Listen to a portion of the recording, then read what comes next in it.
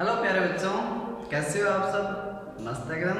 चलिए इस वीडियो में हम बात करेंगे electric field due to continuous charge distribution, यानी सतत आवेश के कारण कितना इलेक्ट्रिक फील्ड होता है वो इसमें कैलकुलेट करेंगे। तो देखिए, हमने लास्ट वीडियो में बात की थी चार्ज डिस्ट्रीब्यूशन के बारे में कि किसी भी ऑब्जेक्ट पर चार्ज का जो डिस्ट्रीब्यूशन है, वितरण है, वो दो प्रकार से हो सकता है। एक हो सकता है कि वो सतत हो, एक हो सकता है कि वो असतत हो, यानी कंटिन्यूस हो या फिर वो डिसकंटिन्यूस हो। तो हमने पढ़ा था कि सतत आवेश के कारण जो चार्ज का डिस्ट्रीब्यूशन होता है वो तीन तरीकों से हो सकता है: लीनियर, सरफेस या फिर वॉल्यूम। ठीक है, इन तीनों के कारण आज हम इलेक्ट्रिक फील्ड ज्ञात करेंगे। तो चलिए सबसे पहले समझेंगे लीनियर को, उसके बाद सरफेस को और उसके बाद वॉल्यूम के कारण भी हम पढ़ेंगे। यानी हम पढ़ेंगे सतत आवेश के कारण। और सतत आवेश यहाँ पर तीन कंडीशन हो सकती है: लीनियर, सरफेस और वॉल्यूम। तो चलिए हम शुरू करते हैं सबसे पहले लीनियर के बारे में। तो देखिए, जैसे कि आप डायग्राम के अंदर देख पा रहे हो कि डायग्राम के अंदर लीनियर चार्ज डिस्ट्रीब्यूशन है। मान लो आपके पास कोई ऑब्जेक्ट है और इस ऑब्जेक्ट पर मान लो कोई पॉजिटिव चार्ज का जो डिस्ट्रीब्यूशन है वो एक समान है, यानी समान रूप से है।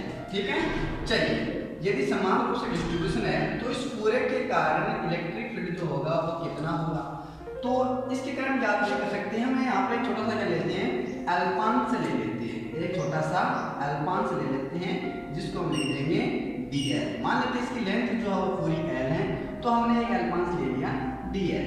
ओके, और मान लेते हैं कि अल्पांश है, इस छोटे से अल्पांश के कारण जो चार्ज होगा यहाँ पर वो चार्ज भी छोटा सा होगा, यानी यहाँ पर जो चार्ज होगा वो dq होगा।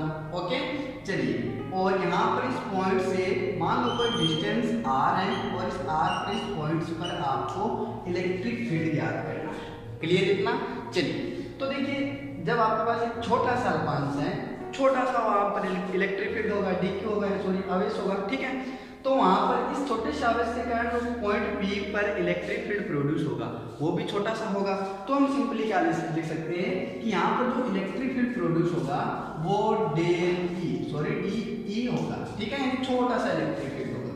अब देखिए, इस पॉइंट के कारण इस बिंदु पर जो भी इलेक्ट्रिक फील्ड होगा छोटा सा, उसको हम कैलकुलेट करेंगे कूलम्ब लॉ से। ठीक है, तो देखिए भाई, आपके पास जो इलेक्ट्रिक फील्ड है छोटा सा, वो हम कूलम्ब लॉ से क्या लिख सकते हैं, वो लिख सकते हैं 1/4 pi epsilon naught into dq upon r square और r के। ओके, देखिए यहाँ पर हम किसी भी पॉइंट चार्ज के कारण, कोई भी आपके पास कूलम्ब लॉ से क्या पढ़ते हैं कि कोई भी पॉइंट चार्ज है, उस पॉइंट चार्ज से r डिस्टेंस पर कोई पॉइंट P है, तो उस पर हम जो इलेक्ट्रिक फील्ड याद करते हैं उसमें क्या लिखते हैं कि 1/4 pi epsilon not q upon r square r। ठीक है, लेकिन यहाँ पे q की जगह क्या लिखोगे आप, dq लिखोगे। क्यों लिखोगे? क्योंकि आपके पास जो चार्ज है वो बहुत ही स्मॉल सा है, छोटा सा एलिमेंट लिया है, छोटा सा उसमें चार्ज है, छोटा सा इलेक्ट्रिक फील्ड प्रोड्यूस होगा। ठीक है, तो यहाँ पर हम क्या लेंगे, dq लेंगे। ओके, चलिए, ये तो किसी भी एक एरिया एलिमेंट के कारण। यदि हमें इस पूरी सरफेस के कारण, सॉरी पूरे ऑब्जेक्ट के कारण हमें यदि इलेक्ट्रिक फील्ड ज्ञात करना है तो कैसे करेंगे, तो वही इसका क्या करना है, हम इंटीग्रल कर देंगे। यानी आपके पास जो होगा वो होगा vector E equals to 1/4 pi epsilon naught integral dq upon r square और r के। ओके, क्लियर इतना? चलिए, अब देखिए, आपके पास जो हमने लास्ट में देखा था, जो रेखीय आवेश वितरण होता है वो क्या होता है, रेखीय आवेश वितरण घनत्व है। ठीक है, यानी जिसको हम लिखते हैं लैम्डा से। ठीक है, यानी लीनियर चार्ज डेंसिटी, उसको लैम्डा से लिखते हैं। वो क्या होता है, dq अपॉन, और यहाँ पर क्या आता है, dl। dq अपॉन क्या आता है, dl। एक कांट लंबाई की उपस्थित आवेश में छोटी सी लंबाई पर छोटा सा आवेश क्या होता है, आपकी लीनियर चार्ज डेंसिटी होती है। क्लियर इतना? तो यहाँ से सिंपली हम q इक्वल्स टू क्या लिख सकते हैं, dq इक्वल्स टू लिख सकते हैं लैम्डा अपॉन dl। ठीक है, चलिए, यहाँ से इस dq को यहाँ पर पुट कर दीजिए, तो आपके पास जो वैल्यू आएगी वो क्या आएगी इलेक्ट्रिक फील्ड की, वो आएगी vector E equals to 1/4 pi epsilon naught, और यहाँ पर लिख देंगे इंटीग्रल, और इंटीग्रल को हम यहाँ पे L लिख देंगे, L को लिख देंगे, आपको भी बताएंगे, तो यहाँ पर आ जाएगा lambda dl upon r square और r के। ये जो होगा वो हो जाएगा आपका इलेक्ट्रिक फील्ड किसी भी सरफेस पर यदि समान रूप से आवेश का वितरण है। ठीक है, ठीक है, यानी कंटिन्यूअस रूप में है। अब देखिए यहाँ पर समान रूप से वितरण है, यानी आपकी जो डेंसिटी है, लीनियर चार्ज डेंसिटी, वो क्या है, वो नियत है। यदि नियत है तो मतलब एल यहाँ लैम्डा जो वो कांस्टेंट हो जाएगा, कांस्टेंट होगा तो उसको आप इंटीग्रल से बाहर रख दोगे, तो आप इसको सिंपली क्या लिख सकते हैं, दिख रहा है कि नीचे, ठीक है, या कि यहाँ साइड में लिख दूँ तो आप सिंपली इसको क्या लिख सकते हो, आप इसको लिख सकते हो वेक्टर E इक्वल्स टू है ना 1/4 पाई एप्सिलॉन नॉट और इंटीग्रल L और लैम्डा बाहर आ जाएगा। ठीक है, एक की जगह लैम्डा लिख देता हूँ और ये आ जाएगा आपके पास dl/r² और r, ये फॉर्मूला बन जाएगा।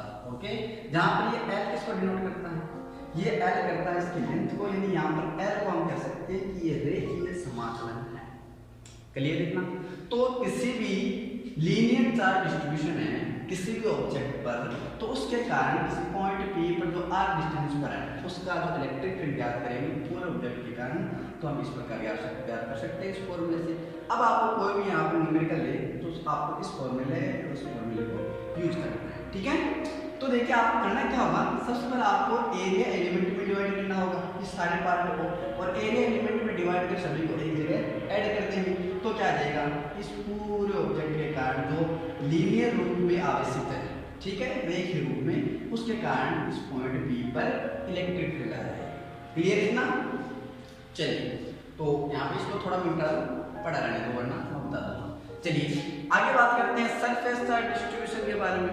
मान लीजिए आपके पास कोई सरफेस है, ये है सरफेस, ठीक है, और ये जो सरफेस है, ठीक है, इस सरफेस चार्ज में मान लो कोई चार्ज है आपके पास, ठीक है, ये सरफेस है और इस सरफेस पर जो चार्ज है मान लो प्लस चार्ज है और एक समान रूप से क्या है, वितरित है, और इसके किसी भी एक एरिया एलिमेंट ले लेते हैं, या फिर इसे मान लें कि सरफेस से इस पॉइंट P पर हमें यहाँ पर इलेक्ट्रिक फील्ड ज्ञात करना है, तो इसे r डिस्टेंस पर है। अब यहाँ पे हमें क्या लेना पड़ेगा, अल्फांस लेना पड़ेगा, ये एक साथ तो ज्ञात नहीं कर सकते, तो हमें प्रत्येक में लीनियर में हो चाहे सरफेस में हो चाहे वॉल्यूम में हो, सभी के कारण हमें एरिया एलिमेंट लेना पड़ेगा, एक अल्फांस लेना पड़ेगा छोटा सा। ठीक है, तो इस अल्फा हमसे क्या नहीं समझ में आया, अरे भाई इसके कारण हम इलेक्ट्रिक फील्ड एक साथ ज्ञात नहीं कर सकते, तो हम क्या कर सकते हैं, इसको छोटे छोटे एरिया एलिमेंट में तो डिवाइड कर सकते हैं, और एक एलिमेंट के कारण यहाँ पर इलेक्ट्रिक फील्ड ज्ञात कर लेंगे, उन सभी को जोड़ देंगे या वहाँ पर क्या मैंने इंटीग्रल कर देंगे, तो इसमें जितने भी एरिया एलिमेंट है वो एक साथ सारे कवर हो जाएंगे, सारों के साथ आ जाएगा, सभी जो एरिया एलिमेंट आ जाएंगे, इसका मतलब उसकी सारी सरफेस पर या उसके लीनियर रूप में या फिर उसके वॉल्यूम के रूप में सारा इलेक्ट्रिक फील्ड आ जाएगा किस पर, पॉइंट P। ठीक है, चलिए, अरे आए कैसे मुझे कमेंट करके बताओ। चलो अब आगे देखो, इस पॉइंट पर क्या करना है, एरिया एलिमेंट ले लिया यहाँ पे, मान लो आपके पास कोई डी है, ठीक है, और यहाँ पर जो चार्ज होगा वो भी स्मॉल सा होगा, यानी यहाँ पर जो चार्ज मान लो आपने dq है, और एक छोटे से चार्ज के कारण एक छोटा सा क्या होगा, इलेक्ट्रिक फील्ड प्रोड्यूस होगा d। ठीक है, वही कूलम्ब्स लॉ से ज्ञात कर सकते हैं। तो यहाँ पे देखिए इस जगह वैल्यू देखिए, dq की वैल्यू क्या रख सकते हैं, यानी आपके पास जब इलेक्ट्रिक फील्ड ज्ञात करोगे, ठीक है, कूलम्ब्स लॉ लगा लेना यहाँ से, ओके, तो आप क्या लिख सकते हो, E = 1/4 पाई एप्सिलॉन नॉट, ठीक है, और क्या आ जाएगा इंटीग्रल, ठीक है, और dq अपॉन r² और r कैप आ जाएगा। क्लियर इतना? और यहाँ क्या लगेगी s, ये क्या कहना है, किसको नोट करता है यहाँ पर, ये तो था रेखीय समाकलन और ये कैसा है, पृष्ठीय समाकलन। ठीक है, चलिए अब आगे देखिए, आपके पास जो सरफेस चार्ज डेंसिटी है उसको हम सिग्मा से डिनोट करते हैं, और वो कितना होता है, dq अपॉन ds। ठीक है, l लिखे मैं l जो है ds लिखो, ठीक है, एक एरिया एलिमेंट लिया है, सरफेस पर लिया है, लीनियर रूप में लिया। चलिए, तो यहाँ से हम dq इक्वल्स टू क्या लिख सकते हैं, dq इक्वल हो जाएगा आपका सिग्मा ds। क्लियर इतना? पुट कर दीजिए वहाँ पर वैल्यू, तो इलेक्ट्रिक फील्ड क्या आ जाएगा, E = 1/4 पाई एप्सिलॉन नॉट, और क्या आ जाएगा इंटीग्रल s, और dq की जगह क्या आ जाएगा आप सिग्मा ds अपॉन r² और r के। यदि आपके पास इस सरफेस पर चार्ज समान है, डिस्ट्रीब्यूशन समान है, तो आप क्या करोगे, इस सिग्मा को बाहर निकालोगे क्योंकि ये नियत हो जाएगा, कांस्टेंट हो जाएगा। तो आप इस सिग्मा को बाहर निकाल दो, तो यहाँ से निकाल दूँ मैं, ये आ जाएगा sigma upon 4 pi epsilon naught integral s ds upon r square r cap. इसके द्वारा किसी सरफेस पर यदि समान रूप से चार्ज का वितरण है तो इससे आप किसी भी बिंदु पर इलेक्ट्रिक फील्ड ज्ञात कर सकते हैं। क्लियर इतना, ये सरफेस की बात हो गई। चलिए अब बात करते हैं वॉल्यूम की। तो वॉल्यूम में मान लीजिए इरेगुलर शेप है आपके पास, इसमें की चार्ज का जो डिस्ट्रीब्यूशन है वो क्या है, समान रूप से इस प्रकार, ठीक है। क्लियर इतना, ये समान रूप से डिस्ट्रीब्यूशन है, ठीक है। इसमें कोई भी एक वॉल्यूम एक आयतन ले लेते हैं, एरिया एलिमेंट छोटा सा, ठीक है। और इसके कारण इसके पॉइंट P पर, यहाँ पॉइंट P मान लेते हैं जो r डिस्टेंस पर है, इस पर कितना इलेक्ट्रिक फील्ड होगा, तो यहाँ छोटा सा लिया है, क्या लिया है, dv लिया है, और यहाँ पर r इस डिस्टेंस है, इस पर चार्ज कितना होगा, छोटा सा चार्ज होगा, dq होगा, तो छोटे से चार्ज के कारण एक छोटा सा इलेक्ट्रिक फील्ड प्रोड्यूस होगा, ठीक है। तो इसके भी हम याद कर सकते हैं सिंपली इसी तरह। तो यानी यहाँ से फॉर्मूला लिख दूँ मैं यहाँ पर, तो चलिए फॉर्मूला लिखते हैं। तो देखिए यहाँ पर वॉल्यूम चार्ज जो डेंसिटी है वो क्या होती है, उसको लिखते हो आप रो से, किसे लिखते हो, रो से, वो क्या हो जाएगा dq अपॉन dv, और यहाँ से जो चार्ज होगा dq वो क्या होगा, dq इक्वल्स टू रो और dv। आगे बात समझ में, तो यहाँ से इसकी जगह dq, अब इसकी जगह dq की वैल्यू पुट कर देंगे, तो हमारे पास क्या आ जाएगा, electric field E equals to 1 upon 4 pi epsilon naught, और रो यदि समान रूप से चार्ज है तो रो क्या आ जाएगा, बाहर आ जाएगा, तो ये रो आ गया, और इंटीग्रल ये b आ जाएगा, और वहाँ पर क्या आ जाएगा, dv अपॉन r स्क्वायर और r के, ठीक है। यहाँ क्या है ds, वहाँ क्या आ जाएगा dv, यहाँ आया सिग्मा, वहाँ आ जाएगा रो, ठीक है, और यहाँ पर आ जाएगा लेम्डा अगर बाहर लोगे तो ये हमने देखा कि एक सतत आवेश के कारण कितना इलेक्ट्रिक फील्ड होता है किसी भी पॉइंट पर, तो हम इस फॉर्मूले के द्वारा याद कर सकते हैं। उसमें आपको न्यूमेरिकल कुछ भी दे सकता है, आपको आगे का काम क्या करना है, इंटीग्रल करना है, समाकलन करना है। क्लियर इतना समझ में आया कि इलेक्ट्रिक फील्ड के कारण जो कंटीन्यूअस चार्ज डिस्ट्रीब्यूशन है उसके कारण कितना इलेक्ट्रिक फील्ड होता है। चलो एक मजेदार सा आपको न्यूमेरिकल और करवाते हैं, ठीक है, जो बोर्ड एग्जाम में काफी बार पूछी जाती है, ठीक है। तो चलिए उसको मिटा दें। हाँ तो बच्चों चलो अब एक प्रश्न करते हैं हम। आपको देखिए ऊपर देखिए यहाँ पर प्रश्न क्या है, आपको क्या पूछा है कि एक r त्रिज्या की पतली वलय पर, यानी आपके पास ये वलय है और जिसकी रेडियस जो है वो कितनी है, r त्रिज्या की, कैपिटल R, ठीक है। तो आगे क्या पूछा है, इस वलय पर q आवेश समान रूप से वितरित है, यानी इस वलय जो रही है आपकी शरीर पर समान रूप से क्या है, कंटिन्यूअस चार्ज डिस्ट्रीब्यूशन है, समान रूप से आवेश का वितरण है, यानी इस पर जो चार्ज होगा वो कितना होगा, q होगा।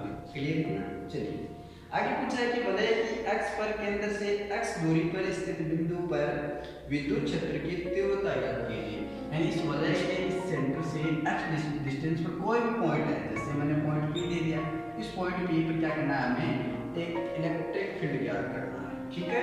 चलिए आगे आप क्या पूछा है कि प्राप्त परिणाम के प्रतिबंध की x greater than capital R, ठीक है, यानी आपकी जो R है वो x की तुलना में बहुत ही स्मॉल है। तो चलिए अब इलेक्ट्रिक फील्ड ज्ञात करते हैं। तो देखिए यहाँ पर इसकी जो O से P तक की डिस्टेंस हो गई वो x हो गई, और ये इस पर लीनियर रूप में चार्ज है, ठीक है। अच्छा आवेश का वितरण जो रिंग है वलय है, तो इसका आवेश का वितरण कैसे होगा, लीनियर रूप में होगा। चलिए ठीक है, तो मैं बात करूं इसके linear charge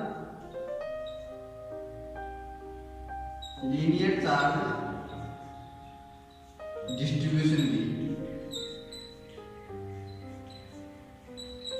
linear charge distribution, यानी रेखीय आवेश घनत्व क्या होगा भाई, ठीक है। तो रेखीय आवेश घनत्व क्या लिख सकते हैं हम, लैम्डा से, लैम्डा इक्वल टू क्या होगा इसमें, dq अपॉन dl, जिसे सिंपली हम q अपॉन l भी लिख सकते हैं। अरे लिख सकते हैं क्या, चलो आगे देखो, q इक्वल्स टू l क्या है यहाँ पर, इसकी लेंथ यानी एक रिंग, यानी 2 पाई r, क्या लिख सकते हैं, 2 पाई r, मान लिख सकते हैं हम लेम्डा के इक्वल। क्लियर इतना।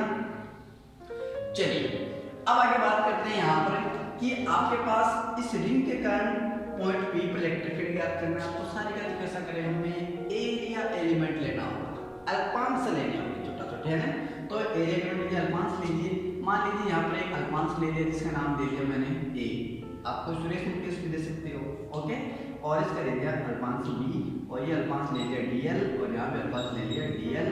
और इस डीएल अल्पांश पर जो चार्ज होगा वो चार्ज कैसा होगा, स्मॉल सा चार्ज होगा, डीक्यू चार्ज होगा। यहाँ पे डीक्यू होगा, यहाँ पे भी डीक्यू होगा। तो देखिए यहाँ से इस अल्पांश ए के कारण छोटा सा चार्ज है, तो इस पॉइंट पी पर भी छोटा सा इलेक्ट्रिक फील्ड बनेगा। तो इस पॉइंट से यहाँ पर जो इलेक्ट्रिक फील्ड बनेगा वो इस दिशा में बनेगा, ठीक है। वो कौन सा बनेगा, DE1 बनेगा, ए के कारण मान लेते हैं E1 है। इसी प्रकार आपका अल्पांश जो B है, इस अल्पांश के कारण जो इलेक्ट्रिक फील्ड बनेगा वो इस दिशा में बनेगा, DE2 बनेगा। क्लियर इतना। चलिए तो हम देखते हैं, कैलकुलेट करते हैं कि बिंदु ए के कारण पॉइंट बी पर कितना बना है, ठीक है, और बिंदु बी के कारण कितना बना है, ठीक है। तो चलिए आप देखिए बिंदु, ठीक है, बिंदु ने इससे अल्पांश, अल्पांश अल्प प्लस अंश, अल्पांश ए के कारण इलेक्ट्रिक फील्ड, इलेक्ट्रिक फील्ड, ठीक है। ए के कारण इलेक्ट्रिक फील्ड क्या होगा, तो ए के कारण इलेक्ट्रिक फील्ड किसे कैलकुलेट करेंगे, कॉलम्स लॉ से। Vector A equals to 1/4 pi epsilon naught, और इनटू में क्या आ जाएगा, dq अपॉन, ठीक है ना, छोटा सा है यहाँ पर E1, dq अपॉन r² और r, ठीक है, सॉरी। तो यहाँ पर DE1, ठीक है, यानी इस ए के कारण जो DE1 इलेक्ट्रिक फील्ड बना है तो कितना होगा, 1/4 pi epsilon not dq upon r² r, ठीक है। इसको दे दो, आप समीकरण देखना चाहो तो दे दो, वरना की आवश्यकता नहीं। चलिए अब इसे हम ज्ञात करेंगे अल्पांश बी के कारण कितना होगा। तो आगे देखिए अल्पांश, अल्पांश बी के कारण, बी के कारण इलेक्ट्रिक फील्ड, ठीक है, कितना होगा, तो उसको आप लिख सकते हो DE2 equals to 1/4 pi epsilon naught into dq upon r² r cap, समीकरण नंबर 2। अच्छा ये देखिए DE1 जो यहाँ पर इलेक्ट्रिक फील्ड प्रोड्यूस हो रहा है ए की वजह से, वो किस डायरेक्शन में हो रहा है, AP डायरेक्शन में। तो मैं यहाँ लिख दूँ साथ में AP दिशा में, ठीक है, AP दिशा में। अच्छा इसका बताओ ये डायरेक्शन क्या होगा, इसका डायरेक्शन जो होगा इस दिशा में, यानी BP दिशा में। BP ये ब्लड प्रेशर वाला है, नहीं BP होता है ब्लड प्रेशर, BP दिशा। क्लियर है इतना। इलेक्ट्रिक फील्ड ज्ञात करेंगे इन एरिया एलिमेंट ए की वजह से, एरिया एलिमेंट बी की वजह से, ठीक है। चलो अब देखिए आप क्या देख पा रहे हो कि ये दोनों इलेक्ट्रिक फील्ड जो हैं वो उनके दोनों के परिणाम समान है, 1/4 pi epsilon not dq upon r², dq upon r², same है। तो यानी इसका परिणाम देखिए हम, यानी यहाँ पर लिखना चाहूँ DE1 का परिणाम इक्वल्स टू क्या है, DE2 का परिणाम है, दोनों का परिणाम बराबर है। तो क्या करें भाई, क्या करें, तो क्या करें, इस पॉइंट P को आप ऊर्ध्वाधर और क्षैतिज घटकों में वियोजित कर दीजिए। पॉइंट P को हम ऊर्ध्वाधर घटक में वियोजित करेंगे, ठीक है, और एक इसके क्षैतिज घटक के रूप में वियोजित करेंगे। क्लियर इतना, ठीक है, ये ऊर्ध्वाधर हो जाएगा और ये क्षैतिज हो जाएगा। अब देखिए आगे DE2 के कारण जो ऊर्ध्वाधर होगा वो क्या होगा, आपका घटक E2 के कारण होगा, ध्यान रखना, तो E2 sin थीटा। E1 के कारण क्या होगा, E1 sin थीटा, ठीक है, ये किसके कारण होगा, E2 के कारण, ये होगा E1 के कारण, ठीक है। अब देखिए और इसके कारण जो क्षैतिज घटक होगा वो होगा आपका E2 cos थीटा, और इसके कारण क्या होगा, इसके कारण बताओ, ये होगा E1 cos थीटा। एक चीज क्या देख रहे हो आप कि इस पॉइंट P से जो आपका क्षैतिज घटक है वो दोनों एक डायरेक्शन में, तो ये एक डायरेक्शन होने के कारण ये जुड़ जाएंगे, लेकिन ये विपरीत डायरेक्शन में होने के कारण उनके परिणाम के समान होने के कारण ये एक दूसरे से क्या हो गए, कैंसिल हो गए। इसका मतलब हमारे पास जो इलेक्ट्रिक फील्ड मिलेगा वो केवल और केवल cos थीटा के कारण मिलेगा। किसके वजह से मिलेगा, cos थीटा की वजह से मिलेगा। यानी आपके पास जो इलेक्ट्रिक फील्ड होगा E वो क्या होगा, वो आपको मिलेगा किसके कारण, DE और cos थीटा के कारण। किसके कारण, cos थीटा के कारण मिलेगा। क्लियर है? चलिए वैल्यू लिखिए आप आगे, तो क्या आ जाएगा, vector E equals to D की वैल्यू रख दीजिए, कोई भी रख दीजिए, आप वैल्यू रख दीजिए E2, दोनों तो परिणाम समान है। तो आपके पास आ जाएगा 1/4 पाई एप्सिलॉन नॉट, कितना आगे क्या आ जाएगा, dq upon r square integral dq upon r square, और क्या बचे आएगा cos थीटा। ये चीज है, ये इलेक्ट्रिक फील्ड आ जाएगा। अरे क्लियर है, इतना समझ में आएगा, कमेंट करके बता दे फटाफट, ठीक है। ये चीज आ जाएगी हमारे पास dq upon r square cos theta. ठीक है, चलो आगे देखें। यहाँ पे हमें वैल्यू चाहिए, एक तो dq की चाहिए, एक cos थीटा की चाहिए। cos थीटा निकालना है तो आपके पास cos थीटा की वैल्यू क्या आ जाएगी, डायग्राम में देखो भाई, यहाँ से डायग्राम में देखो, ये आपका कोई थीटा मान लिया, ये थीटा हो गया, इसका मतलब ये आधार, ठीक है, बेस हो गया, ये क्या आपका हो गया परपेंडिकुलर, और ये हो गया हाइपोटेन्यूज, ठीक है। तो cos थीटा इक्वल्स टू क्या होता है आपका बेस बटे हाइपोटेन्यूज, ठीक है। यानी x बटे ये दूरी क्या आपकी r है, ठीक है, मान लेते दोनों दूरी क्या है r डिस्टेंस, ठीक है। तो क्या लिख सकते हो x अपॉन r, आप लिख दोगे x अपॉन r, ठीक है। इसी प्रकार हमें dq की वैल्यू चाहिए, तो dq की वैल्यू यहाँ ये dq की value dq equal to lambda dl, तो हम क्या लिखेंगे यहाँ से लैम्डा dl, आगे की बात कर लिया रख दो कर दो, तो इलेक्ट्रिक फील्ड इक्वल्स टू क्या आ जाएगा 1/4 पाई एप्सिलॉन नॉट, ठीक है। और एक चीज और देखिए यहाँ पर dq की जगह आप लैम्डा dl रखोगे, लैम्डा कांस्टेंट है क्योंकि समान रूप से आवश्यक है ना, लैम्डा समान रूप से यहाँ पर होगा, तो डेंसिटी समान रूप से चार्ज है, इसलिए पर लैम्डा बाहर ले लो, तो ये लो लैम्डा बाहर ले लिया मैंने, ठीक है। इसके बाद देखो आगे, इसके बाद इंटीग्रल में क्या बचेगा, केवल लैम्डा बाहर आ गई, अंदर बचेगा dl, ठीक है। और अपॉन में देखो, अपॉन में क्या आएगा, ये r स्क्वायर है, और यहाँ पर x अपॉन r आएगा, r square r cube, distance भी तो कांस्टेंट है, डिस्टेंस भी तो क्या है कांस्टेंट है, तो ये क्या आ गई r क्यूब आ गई। यानी आपके पास तो क्या है, आपके पास से cos थीटा की वैल्यू क्या है, x बटे r है, x बाहर आ गया, r भी बाहर है, दोनों कांस्टेंट हैं, ठीक है। dq की value lambda dl, lambda cos theta बाहर आ गया, क्या बचा dl, केवल और केवल dl बचा हुआ, ठीक है, क्लियर।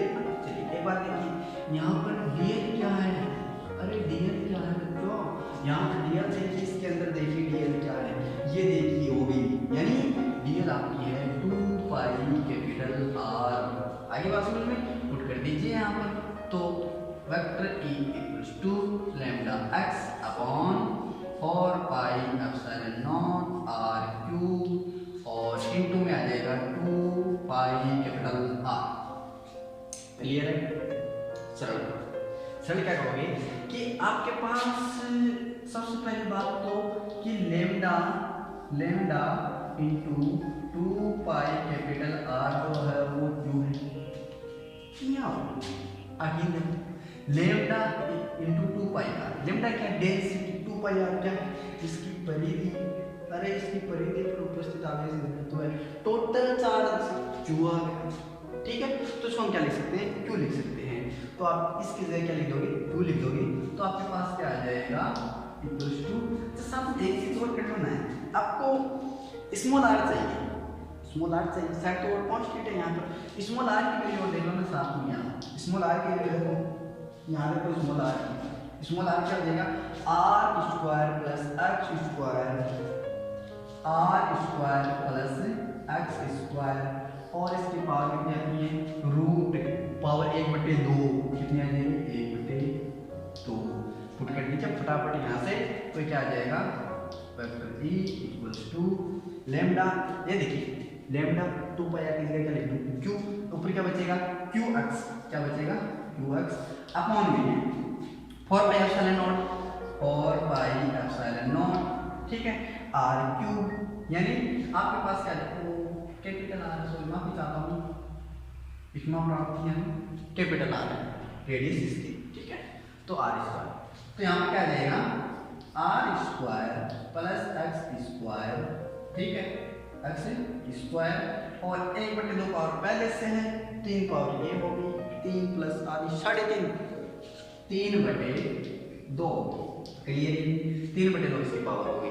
आगे कैलकुलेट कर दीजिए आप इसको, तो vector E equals to Q X 4πε0 R square plus X square की पावर कितनी होगी 3/2 होगी। तो अब आगे के लिए आप क्या लिख सकते हो, यहाँ से देखिए आपके पास एक बात कही है शुरुआत में क्वेश्चन में आप लोगों ने देखा होगा कि आपके पास जो कैपिटल आर है great sorry less than small R, sorry X, यानी इस एक्स की तुलना में आर जो बहुत ही स्मॉल है, ठीक है।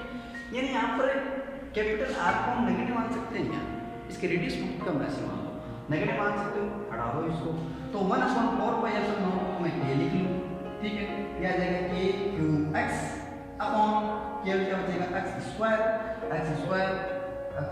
2 से 2 गया, क्या होता है एक्स की पावर 3 और e इक्वल्स टू आ जाएगी हमारे पास एक्स से कैंसिल हो गई 2 बची, तो यानी के क्यू अपॉन एक्स स्क्वायर। ये क्या आ गया, फाइनली आपका फॉर्मूला आ गया, इलेक्ट्रिक फील्ड आ गया। किसी भी आर रेडियस की वलय के कारण इसे सेंटर से एक्स डिस्टेंस पर पॉइंट P पर यदि इलेक्ट्रिक फील्ड ज्ञात करना है तो आप इस फॉर्मूले से कर सकते हो। तो क्लियर है क्या, समझ में आई क्या? तो हमने पढ़ा है कि सतत आवेश के कारण, कंटिन्यूस चार्ज डिस्ट्रीब्यूशन के कारण किसी पॉइंट पर कितना इलेक्ट्रिक फील्ड होता है, तो उसकी 3 कंडीशन होती हैं, लीनियर, सरफेस और वॉल्यूम, ठीक है। इसके बाद हमने एक बहुत बार पूछा जाता है एग्जाम में, और इस बार बात की थी आपके पास कोई रिंग है जो क्यू चार्ज से समान रूप से आवेशित है और इसके रेडियस कैपिटल आर है, उसके बिंदु O से इस पॉइंट P पर इलेक्ट्रिक फील्ड ज्ञात करना है। तो ये हमने सारी बात देखी। तो आई होप कि आपको वीडियो पसंद आया है। वीडियो पसंद आया तो लाइक कीजिए, अपने दोस्त के साथ शेयर भी कीजिए, और साथ में नए हो तो चैनल को सब्सक्राइब भी कर लेना, ताकि आपको ऐसे ही लेटेस्ट वीडियो नोटिफिकेशन मिलते रहें। और कमेंट करके ज़रूर बताएं कि आपको वीडियो कैसा लगा और आपको नेक्स्ट वीडियो के अंदर कौन सा टॉपिक पढ़ना है, कमेंट करके ज़रूर बताएं। तो फिलहाल आज के वीडियो में इतना ही, मिलते हैं नेक्स्ट वीडियो में इसी चैप्टर का कोसेस लॉ